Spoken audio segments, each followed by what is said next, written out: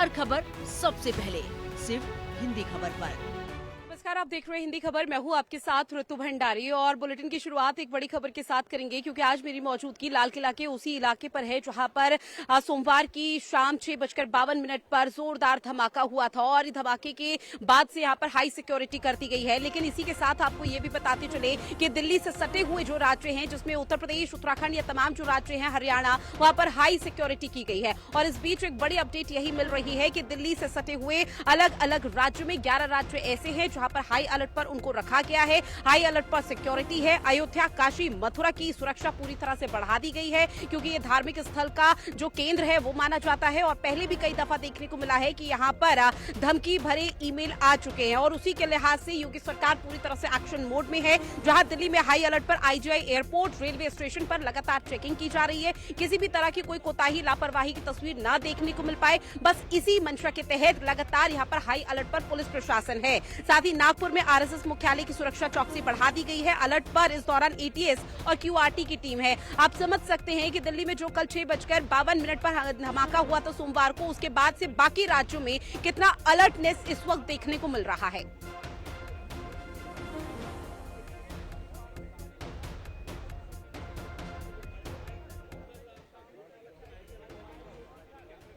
और इस बीच एक और बड़ी खबर, जहां डॉक्टर मुजम्मिल से लगातार पूछताछ का सिलसिला शुरू कर दिया गया है। ये बहुत बड़ी अपडेट मिल रही है और इसमें ये माना जा रहा है मुजम्मिल से जो पूछताछ का सिलसिला शुरू किया गया उसमें बहुत बड़ा चौंकाने वाला खुलासा हुआ है। और खुलासा ये हुआ है कि दिवाली पर ये अटैक करने की साजिश रची जा रही थी और ये कोई अभी से नहीं, 1 या 2 दिन से नहीं, ये लंबे समय से इस चीज की साजिश रची जा रही थी। जो आपको बताती चले कि दिवाली पर भीड़ भाड़ वाली जगह को टारगेट करने की कोशिश थी क्योंकि अमूमन तौर पर वो चीजें, वो तस्वीरें हम देख रहे थे किस तरह से दिवाली पर भीड़ भाड़ वाला जो इलाका है उसको टारगेट करने का यहाँ पर रचा जा रहा था। जहां मुजम्मिल के फोन से डेटा बरामद हुआ है जिसके आधार पर यह बहुत बड़ा चौंकाने वाला खुलासा हुआ। मुजम्मिल ने उमर के साथ रेकी की थी दिल्ली के अलग अलग इलाकों की, जिसमें नोएडा का भी एरिया था। चाहे मयूर विहार का जिक्र किया जाए या फिर दिल्ली के अलग अलग इलाकों का हम जिक्र करें, वहां रेकी की गई थी। उमर के साथ गाड़ी में घूमे थे, जिसके बाद ये पता चला कि जो भीड़ भाड़ वाले इलाके हैं उनको निशाना बनाने की कोशिश की जा रही थी।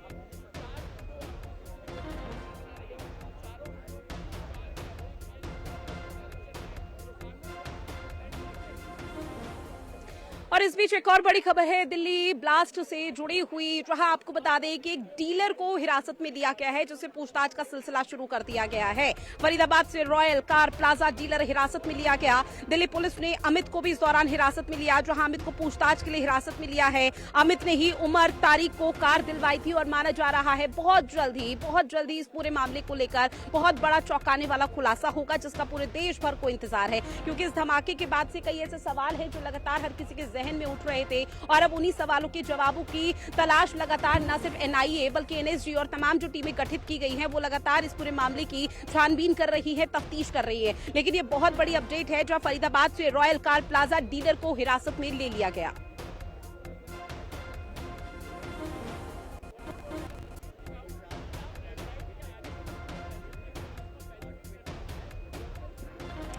इस बीच एक और बड़ी खबर से आपको रूबरू करवा दें, जो है एनआईए ने जांच टीम का गठन कर दिया है। एनआईए की तरफ से भी जांच टीम का गठन किया गया है, जो पूरे मामले को लेकर यहां पर जांच प्रक्रिया को तेजी के साथ आगे बढ़ाया जाएगा। 10 अधिकारियों की स्पेशल टीम इस दौरान बनाई गई है, जिसमें सभी वरिष्ठ अधिकारी हैं। जहां एडीजी विजय सखारी के नेतृत्व में पूरी जांच पड़ताल की जाएगी और जांच पड़ताल के आधार पर ही माना जा रहा है जल्द ही बहुत चीजें हर किसी के सामने होगी। और जिस भी तरह से जो भी मंशा यहाँ पर इन तमाम लोगों की रही हो, जिन लोगों को हिरासत में लिया गया है, शायद बहुत बड़ा चौंकाने वाला खुलासा हो सकता है। तो बड़ी अपडेट, जो है एनआईए ने जांच टीम का गठन कर दिया है। 10 अधिकारियों की स्पेशल टीम बनाई गई है। एडीजी विजय सखारी के नेतृत्व में अब जांच यहां पर पूरी की जाएगी।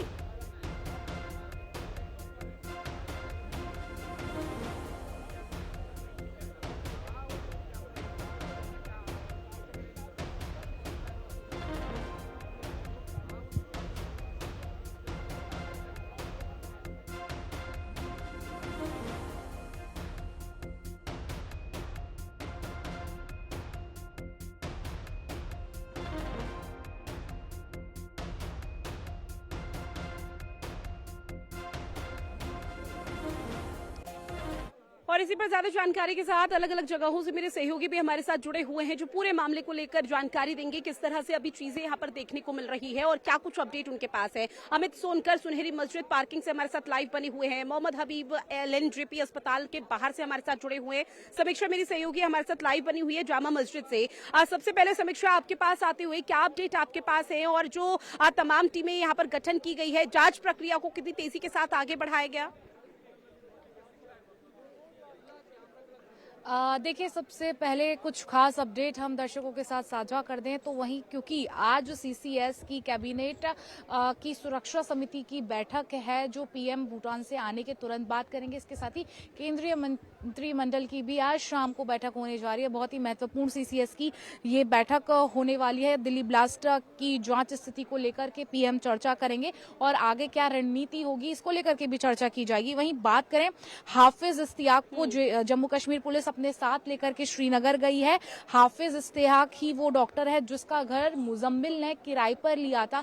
मुजम्मिल के पास स्विफ्ट डिजायर गाड़ी थी और जो I-20 में ब्लास्ट हुआ, ये अल-फलाह यूनिवर्सिटी में दोनों गाड़ियां एक साथ खड़ी की गई थी। दोनों गाड़ियां एक साथ ही वहां पर पार्क थी और हाफिज इश्तियाक के जिस घर को किराए पर लिया था उसी घर से लगभग 2500 किलो विस्फोटक भी कल पुलिस को मिला है। तो वहीं जैश टेरर मॉड्यूल में गिरफ्तार है मुजम्मिल। उसके फोन की जो CDR है, कॉल डिटेल रिकॉर्डिंग्स है, उसकी जांच पड़ताल की गई है जिसके आधार पर पता चला है कि वो इस साल कई बार दिल्ली आया था और फोन से जांच एजेंसियों को दिल्ली की कुछ जगहों की तस्वीरें भी मिली हैं कि वो कहां गया था।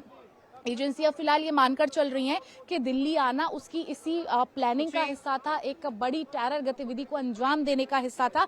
लेकिन वो दिल्ली अकेला आया था या उसके साथ कौन कौन आया था, इसको लेकर के जांच एजेंसियां अभी भी जो है छानबीन कर रही हैं, पूछताछ कर रही हैं। लेकिन इंटेरोगेशन में एक खास बात ऋतु जो पता चली है वो ये है कि एजेंसियों को पता चला है कि रेड फोर्ट पर 26 जनवरी को ये एक बड़ा धमाका करने की साजिश रच रहे थे और ये जो धमाका हुआ है 10 तारीख को, ये उसी धमाके की प्लानिंग का एक हिस्सा था।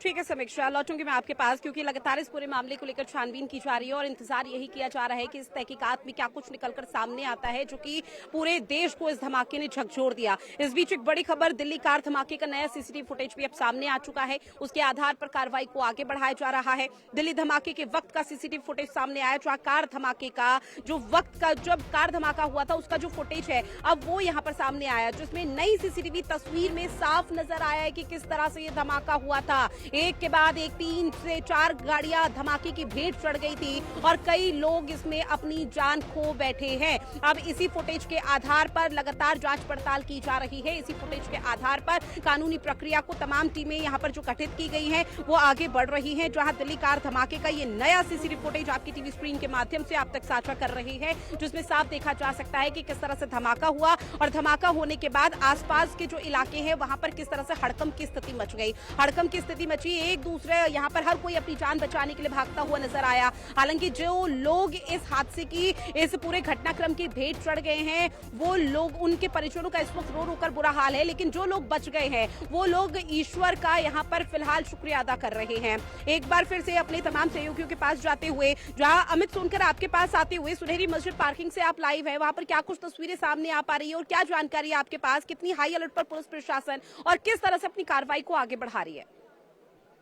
आपको बता दूं, प्लाट से 3 घंटे पहले तक लाल किले की सुनहरी मस्जिद पर जल्द I-20 कार खड़ी हुई थी और दिल्ली पुलिस ने जो CCTV फुटेज खंगाली है तो 3:19 पर गाड़ी पार्किंग हुई थी और जल्द उसके 3 घंटे बाद फिर जल्द 6:48 पर गाड़ी पार्किंग से। इतिहास और उनके कहानी के विषय में बताइए, कैसी थी, मुझे उनके बारे में बताइए, बचपन के विषय में उनके व्यवहार। बचपन बहुत सही थी, पढ़ने लिखने में बहुत सही। आखिरी बार कब बात हुई थी शाहीन से आपकी? आखिरी बार हमारी बात हुई, हमारे करीब 4 साल ताल्लुक नहीं है कोई। क्यों ऐसा क्यों हुआ? बहन है आपकी, ताल्लुक नहीं है? वो कुछ पारिवारिक मतलब जैसे होता है। अभी वो किनके साथ थी? अभी वो जिस ग्रुप के साथ थी? अब ग्रुप के साथ नहीं मालूम मुझे, ग्रुप क्या है वो तो भाई मीडिया जैसे यहाँ आती जाती थी, जो आप बता रहे हो वही है, हम टीवी पे देख रहे हैं, वही हम सब जगह देख रहे हैं। आके लगा दिए। आप कैसे देखते हैं इसको, जो घटना घटी, इतने लोग मर गए, न्याय क्या उन लोगों की मौत के लिए? आपके भाई बहन अब इसमें तो अभियुक्त हो गए हैं, कैसे देखेंगे? वो बनाया जा रहा है, वो मुझे अच्छा, आप ऐसा मान रहे हैं कि उनको बनाया जा रहा है, वो है नहीं, ऐसा आप मान रहे हैं? आप लोगों को क्या लगता है कि सच में कुछ ऐसा हो सकता है कि नहीं हो सकता? जी, हमको तो नहीं लग रहा।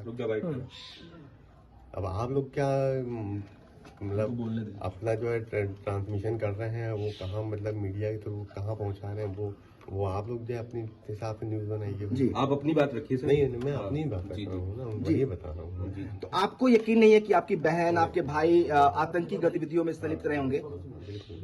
आपकी बहन 13 साल से आपको लोग संपर्क में नहीं है, उसके बावजूद भी आप लोगों ने 13 साल से नहीं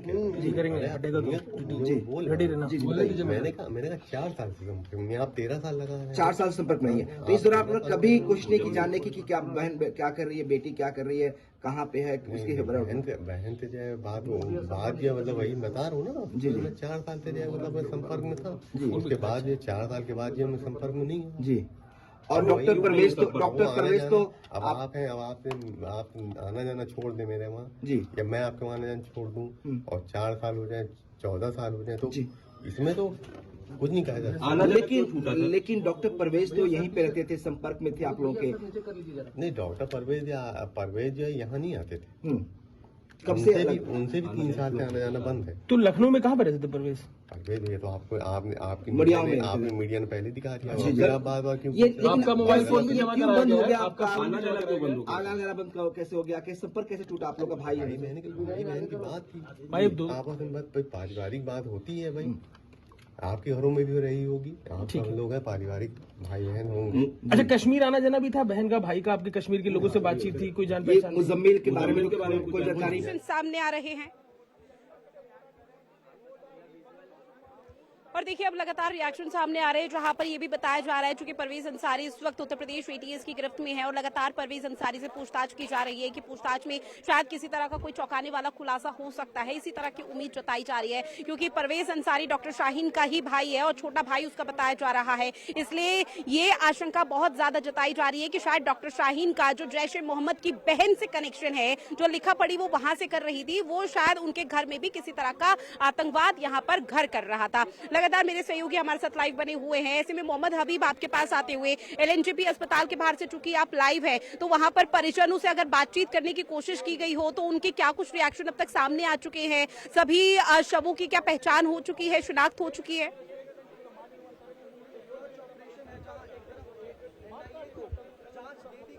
और डॉक्टरों की टीम जो है डीएनए के माध्यम से जो है वो सबों की पहचान करने की कोशिश कर रही है और जितने लोग घायल हैं उनके परिजन यहाँ पर रो रहे हैं और उनका बुरा हाल है यहाँ पर। और जितने भी जो घायल लोग हैं उनको एक डॉक्टर की टीम करीब जिस पैनल में 50 डॉक्टर और स्टाफ मौजूद हैं उनका उपचार कर रहे हैं। और सूत्रों के हवाले से जानकारी मिली है होम सेक्रेटरी कुछ देर में यहाँ अभी पहुंचने वाले हैं। जिस तरह से पुलिस की डिप्लॉयमेंट यहाँ पर बढ़ गई है हॉस्पिटल के बाहर और सूत्रों के हवाले से ये जानकारी मिली है कि होम सेक्रेटरी कुछ देर में यहाँ पहुंचने वाले हैं। बिल्कुल लगातार यहाँ पर कोशिश है डॉक्टर्स की तरफ से भी पुरजोर तरीके से की जा रही है, सभी शवों की पहचान हो सके और सभी घायल जो भी अस्पताल में एलएनजेपी अस्पताल में भर्ती हैं वो सुरक्षित घर पहुंच पाए ठीक होकर। समीक्षा मेरी सहयोगी जामा मस्जिद के बाहर से लगातार हमारे साथ जुड़ी हुई है। समीक्षा, एक बार फिर से आपके पास आते हुए क्या अभी कोई ऑफिशियल स्टेटमेंट सामने आया है? क्योंकि देखिए एक तरफ डॉक्टर शाहीन की गिरफ्तारी हो चुकी है, उससे पूछताछ की जा रही है, उसके छोटे भाई परवेज अंसारी की गिरफ्तारी हो चुकी है, मुजम्मिल से पूछताछ का सिलसिला शुरू कर दिया गया है, तो ऑफिशियल स्टेटमेंट सामने आया है क्योंकि अभी आतंकी गतिविधि देखने को मिली, आधारिक तौर पर यह भी प्रशासन की तरफ से भी नहीं बताया गया। देखिए लाल किला पर ठीक है, समीक्षा में लौटूंगी आपके पास। इस बीच एक बहुत बड़ी खबर मिल रही है जहां सीसीएस की बैठक से पहले अमित शाह की बैठक, जहां गृह मंत्रालय पहुंचे अमित शाह। आपको बता दें कि बैठक के लिए अमित शाह गृह मंत्रालय पहुंचे हैं, जो है एनआईए डीजी और आईबी चीफ बैठक में शामिल हुए हैं। तो ये बड़ी खबर जहां आपसे कुछ ही देर बाद आपको बता दें कि सीसीएस की जो बैठक है उसकी शुरुआत हो जाएगी और माना यही जा रहा है कि इस बैठक में शायद किसी तरह का कोई बड़ा फैसला आज लिया जा सकता है। तो सीसीएस की बैठक से पहले अमित शाह की बैठक, जहां पर गृह मंत्रालय पहुंचे हैं अमित शाह, और गृह मंत्रालय की तरफ से एक और बार आला अधिकारियों से और वरिष्ठ अधिकारियों से बातचीत की जाएगी। बैठक के लिए अमित शाह गृह मंत्रालय पहुंचे, जो है एनआईए, डीजी और आईबी के जो चीफ हैं वो इस बैठक में शामिल होंगे, और इस बैठक में बहुत बड़ा कदम भी उठाया जा सकता है। जिसके बाद सीसीएस की बैठक होगी, सीसीएस के बाद केंद्र कैबिनेट की बैठक होगी 5:30 बजे। उससे कुछ देर पहले ही सीसीएस की बैठक होनी है, जिसमें ये उम्मीद बहुत ज्यादा जताई जा रही है कि आज शायद प्रधानमंत्री नरेंद्र मोदी की अध्यक्षता में भी जो बैठकें होनी है उसमें भी किसी तरह का बड़ा फैसला लिया जा सकता है, क्योंकि दिल्ली का जो ये ब्लास्ट है ये कोई आम ब्लास्ट नहीं है। अब इसमें जिस तरह की अभी तक चीजें सामने आई है, ये शक और ज्यादा गहराता हुआ जा रहा है कि ये वाकई में बहुत बड़ी साजिश आतंकियों की तरफ से रची जा रही थी। ऐसे में समीक्षा एक बार फिर से आपके पास आते हुए, और मैं चाहूंगी कि आप पहले अपनी बात को कंप्लीट कीजिए, उसके बाद बाकी सहयोगियों के पास जाते हुए। देखिए, छापेमारी लगातार पूरे देश भर में हो रही है, हाई अलर्ट पूरे देश भर में जो है वो जारी किया गया है। इसके साथ ही डॉक्टरों की गिरफ्तारी खास तौर पर हो रही है। तो वहीं कल भी गृह मंत्रालय ने एक बड़ी बैठक की थी, जिसकी अध्यक्षता गृह मंत्री अमित शाह ने की थी। इसके बाद वो एक्सीडेंट सीन पर भी आए थे। सीसीटीवी फुटेज जिस तरह से सामने आया है उससे उसको देख करके साफ लग रहा है कि कितना भयावह ये धमाका था, कि कुछ जब जैसे ही ब्लास्ट हुआ सीसीटीवी कुछ देर के लिए रुक गया, इतनी तेज आग की लपटें, धुएं की लपटें वहां से निकलनी शुरू हुई। तो वहीं आज कैबिनेट की बैठक से पहले, सीसीएस की बैठक से पहले, जिसकी अध्यक्षता पीएम मोदी खुद करने वाले हैं, क्योंकि कल भी उन्होंने जो एक स्टेटमेंट दिया था कि दोषियों को बिल्कुल भी छोड़ा नहीं जाएगा, पीड़ितों को सांत्वना दी है, संवेदनाएं उन्होंने उनके लिए व्यक्त की हैं। तो आज भूटान से लौटने के बाद सबसे पहले शाम को ये मीटिंग्स की जाएंगी। उससे पहले गृह मंत्री अमित शाह पहुंच चुके हैं, नॉर्थ ब्लॉक पहुंच चुके हैं, जहां पर गृह मंत्रालय है, वहां पर एक बड़ी बैठक अब फिर से की जा रही है। और बिल्कुल, और देखिए इस बीच अब एक और बड़ी खबर मिल रही है, जहां दिल्ली ब्लास्ट का जो पूरा कनेक्शन है वो अलग अलग जगहों पर देखने को मिला, लेकिन चौंकाने वाली बात यह है कि कानपुर से भी अब कनेक्शन निकलकर सामने आ रहा है। बिल्कुल, इस बीच एक बड़ी खबर है, जहां दिल्ली ब्लास्ट का जो कनेक्शन है वो कानपुर से भी निकलकर सामने आया। डॉक्टर शाहीन रह चुकी है कानपुर में प्रोफेसर, ये बहुत बड़ी खबर। और इसमें एक बड़ी अपडेट ये भी है कि 2021 में मेडिकल कॉलेज प्रशासन ने उनको उनके पद से बर्खास्त कर दिया था, और ऐसे में 2006 में जीएसवीएम मेडिकल कॉलेज में नियुक्ति हुई थी। डॉक्टर शाहीन की असिस्टेंट प्रोफेसर के पद पर नियुक्ति हुई थी 2013 में, बिना सूचना कॉलेज से वो गायब हो गई थी, जिसके बाद 2021 में उनको बर्खास्त कर दिया गया था। हालांकि इसके पीछे और क्या कारण रहे होंगे या और क्या कारण हो सकते हैं, इसकी भी तहकीकात की जा रही है, इसकी भी पड़ताल लगातार की जा रही है। ये बड़ी अपडेट है और माना जा रहा है कि इससे शायद एक बड़ा खुलासा हो सकता है। धर्मेंद्र मेरे सहयोगी कानपुर से हमारे साथ लाइव बने हुए हैं। धर्मेंद्र, चूंकि देखिए डॉक्टर शाहीन इस वक्त हिरासत में है, पूछताछ का सिलसिला भी शुरू कर दिया गया है। डॉक्टर शाहीन का पहले जो कनेक्शन था वो महाराष्ट्र से सामने आया था, जहां पर पति से तलाक हो गया था, उसके बाद वो फरीदाबाद आके रहने लगी। लेकिन अब ये जो कानपुर का कनेक्शन सामने आया है, इससे क्या ये मानकर चला जाए कि अब तलाक के बाद जो चीजें हैं वो भी यहाँ पर परते दर परते खुलती हुई देखने को मिलेंगी?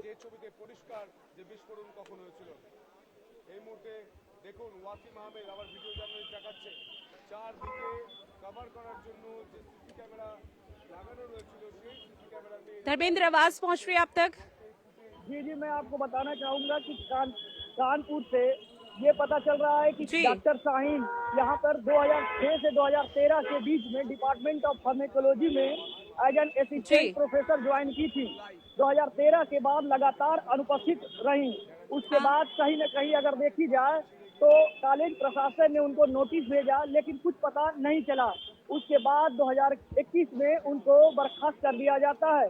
यहाँ पर 2006 से 2013 के बीच में वो L29 में रही थी। लेकिन धर्मेंद्र, यहाँ पर बात ये भी सामने आ रही है, धर्मेंद्र अगर मेरी आवाज आप तक क्लियर पहुंच रही है तो सवाल आपसे ये कि 2013 में बिना सूचना कॉलेज से वो गायब हो गई, फिर 2013 से 2021 तक का समय लगा कॉलेज प्रशासन को डॉक्टर शाहीन को बर्खास्त करने का। इस बीच डॉक्टर शाहीन कहाँ थी, क्या इस बारे में कोई जानकारी नहीं है, या फिर कोई और वजह भी निकलकर सामने आ सकती है बर्खास्तगी को लेकर? अभी तक कोई ऐसी जानकारी नहीं निकल कर आई है कि 2013 से 2021 के बीच में कहाँ थी, क्योंकि कॉलेज प्रशासन का साफ कहना है कि उनको लगातार लेटर भेजा गया शुरू में, उसके बाद नोटिस भेजा गया, लेकिन कुछ पता नहीं चला। उसके बाद 2021 में उनको बर्खास्त कर दिया गया। जैसे जैसे कल एटीएस टीम पहुंची थी और उसने सारे डॉक्यूमेंट कलेक्ट किए, उसके बाद यहाँ से चली गई। हालांकि कॉलेज प्रशासन से हमने बात करने की कोशिश की तो उस पर इन्होंने कुछ भी कहने से बचते नजर आए। जी अब बिल्कुल, और देखिए इस पूरे मामले को लेकर एक कड़ी से दूसरी कड़ी पर जोड़ा जा रहा है, लेकिन मैं ये भी समझने की आपसे कोशिश करूंगी, चूंकि देखिए धर्मेंद्र अब बर्खास्त क्यों किया गया इसको लेकर यहाँ पर है, लेकिन क्या डॉक्टर शाहीन का कोई तलाक वाला कनेक्शन भी इस दौरान सामने आ रहा है जो कि जांच पड़ताल भी देखने को मिलेगा? बिल्कुल बिल्कुल, इनकी पर्सनल लाइफ लगातार विवादों में रही है। कहीं न कहीं इनके पति जफर के बाद तलाक हुआ, उसके बाद ये डॉक्टर मुजम्मिल के संपर्क में आई। डॉक्टर मुजम्मिल के संपर्क के बाद ये जैश की महिला विंग कमांडर के तौर पे ये ज्वाइन की। उसके बाद ये अपना संगठन तैयार कर रही थी और धीरे धीरे जैसे जैसे जांच आगे बढ़ रही है, परत दर परत खुलती नजर आ रही है। ठीक है, मेरे साथ और भी अलग अलग जगहों से मेरे सहयोगी हमारे साथ लगातार लाइव बने हुए हैं। ऐसे में अमित सोनकर, एक बार फिर से आपके पास आते हुए, सुनहरी मस्जिद पार्किंग किसी से छिपी नहीं है, कितनी घंटे वहां पर पार्किंग में गाड़ी खड़ी रही थी, उसके बाद ये ब्लास्ट हो जाता है, तमाम चीजें और अब फुटेज भी लगातार उस पार्किंग से निकलकर सामने आ रहे हैं। तो ऐसे में समझने की कोशिश ये रहेगी कि क्या जो पार्किंग के फुटेज है सीसीटीवी, क्या उसको खंगालने का प्रयास किया जा रहा है, टाइमिंग क्या थी, क्या ये मेंशन करने की कोशिश की जा रही है जांच पड़ताल के दौरान? मैं आपको बता दूं, जब ब्लास्ट से 3 घंटे पहले तक लाल किले के पास जो सुनहरी मस्जिद की पार्किंग है वहां पर I-20 कार खड़ी थी और जब दिल्ली पुलिस को सीसीटीवी फुटेज की जांच के दौरान पता लगा कि 3:19 पर ये गाड़ी जो है पार्किंग में खड़ी करी गई थी और 3 घंटे बाद 6:48 पर पार्किंग से बाहर निकाली गई थी। जिस वक्त पार्किंग से बाहर गाड़ी निकाली गई थी उस टाइम चलते जो उस समय का समय था कि तो काफी ज्यादा भीड़ भाड़ थी और जब फिलहाल पुलिस ने जो सीसीटीवी कैमरे की फुटेज जो जांच कर रही है, जिसमें यह पता लग पा रहा है कि कौन कौन दाखिल हुआ था और कौन इस पार्किंग के अंदर गाड़ी खड़ी करके दोबारा इसको लेकर बाहर आया। और जब पूरी तरीके से सीसीटीवी फुटेज का पता लगा तो कोशिश यही है कि गाड़ी कहां से चलकर पहले लाल किले के पार्किंग में पहुंची और फिर उसके बाद निकल कर रेड लाइट पर पहुंची और जहां पर ब्लास्ट हुआ। ब्लास्ट होने के बाद जो अफरा तफरी मची और अफरा तफरी के अंदर काफी लोग जो है वहाँ पर घायल हुए और कईयों की उसमें मौत की सूचना बताई जा रही है। जो भी हाँ भी आसपास के जो इलाके थे जो लाजपत मार्केट थी वो कम से कम घायल गई और जो वहाँ पर जो लोग शॉपिंग करने आए थे और जो पर्यटक थे घूमने आए थे वो कहीं ना कहीं घबरा के इस ब्लास्ट की वजह से काफी ज्यादा आहत हो गए। अमित, देखिए जो ये बड़ा धमाका था हद कर दिया है और ना सिर्फ दिल्ली बल्कि पूरा देश झकझोर कर रख दिया है, लेकिन अब आगे किस तरह से जो चीजें हैं वो क्लियर होती हैं, जांच पड़ताल भी किस तरह का खुलासा होता है, उस पर हर किसी की नजरें टिकी हुई हैं। बहरहाल आप सब हमारे साथ बने रहिएगा, आगे और भी अपडेट आपसे लेंगे। फिलहाल वक्त हो चला एक छोटे से ब्रेक का, फौरन हाजिर होंगे। दिल्ली ब्लास्ट साजिश कितनी गहरी? तारीख 10/11, डॉक्टर मॉड्यूल का खुलासा। गिरफ्त में मास्टरमाइंड, आतंकियों का कबूलनामा। धमाके का खौफनाक मंजर, चश्मदीदों की गवाही। ये देखे लपट देखा, अपने छत से देखा। इतना जोरदार धमाका हुआ है, वहाँ पर इतनी जोरदार तेज आवाज आई, एकदम से शॉक्ड हो गए। पाकिस्तान से फरीदाबाद तक, जम्मू से उत्तर प्रदेश तक, धमाके के 4 किरदार।